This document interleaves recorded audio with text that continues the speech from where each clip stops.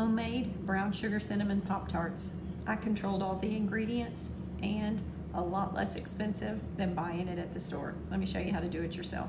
One thing I'm making this weekend is some Pop-Tarts for next week. I love a homemade Pop-Tart. So I'm gonna start with 1 cup of, that's in the way, 1 cup of all-purpose flour in my food processor. I make this just like I make a pie crust in my food processor because it's essentially a pie crust.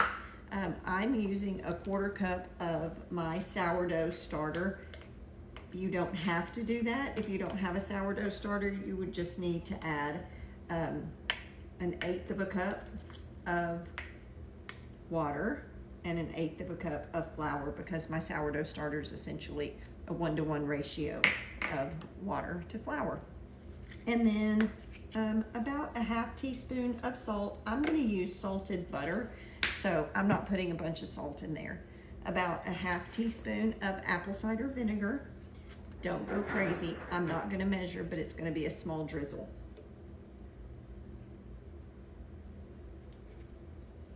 And then 1 stick of cold butter cubed up. Then I'm going to pulse that in my food processor until I have a sandy texture. So once I start seeing that it's come together, I'm going to drizzle in a little bit of ice water, just enough that it forms a dough. When I press it together, it stays stuck together. It doesn't fall apart anymore. You don't want a bunch of water. You don't want a wet dough. So drizzle in a little at a time, like a tablespoon at a time, until your dough comes together. That's it. It doesn't take much. And then you can see when I get a piece of the dough, I can shape it in my hands and it stays together. So now that this has come together, I'm going to shape it into a disc and put it in a piece of parchment paper and put it in my fridge for about an hour.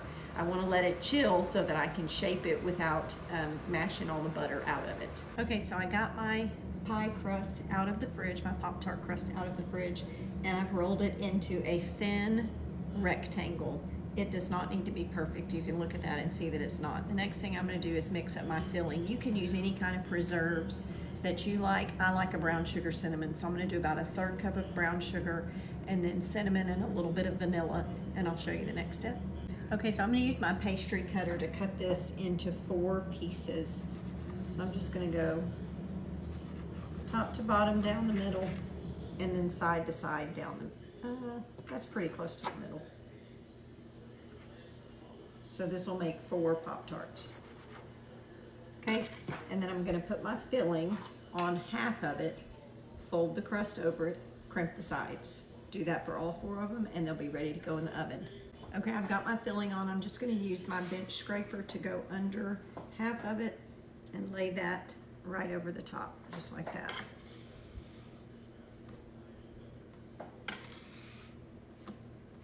And then I'm going to use a fork to go around and crimp all the edges. Okay, there they are. They are ready to go in the oven. 375 for about 20 minutes. I'll check them and see if they're ready. If not, I'll give them a couple more minutes and then I'll show you what they look like when they're done. Okay, they are done baking. I baked them for 22 minutes and I'm gonna move them to my wire rack to cool completely, and then we'll do a powdered sugar glaze on them. Let's finish these up with a simple powdered sugar glaze / icing to go on top. So I just have a little bit of powdered sugar in the bottom. I'm going to use the smallest amount of milk. You really do need less than you think. If you're not careful, you'll get into the, add a little more milk. Oh, that was too much. Add a little more powdered sugar. Oh, that was too much. Add a little more milk. So be careful. Add less than you think, because just that little bit, when I stir it up, it's fine. That's really all you need. I am going to add just a dab of vanilla bean paste, which is tricky because I'm getting to the very bottom of my bottle, and getting a dab out without just turning it completely over is a little tough, but I'm going to try real hard to not put more vanilla than I have powdered sugar in here. That was a lot. It'll be fine.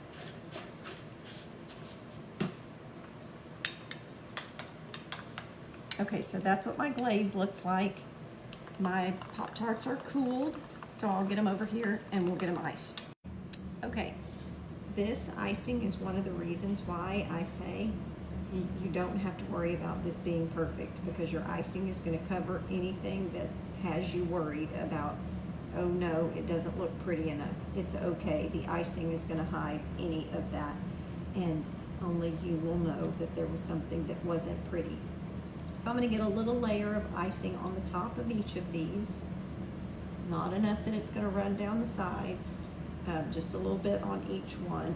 And then if you remember, I had some extra brown sugar cinnamon mixture left after I did the filling, and that's going to go on top as well for a little crunch. And just like that, homemade brown sugar cinnamon Pop-Tarts.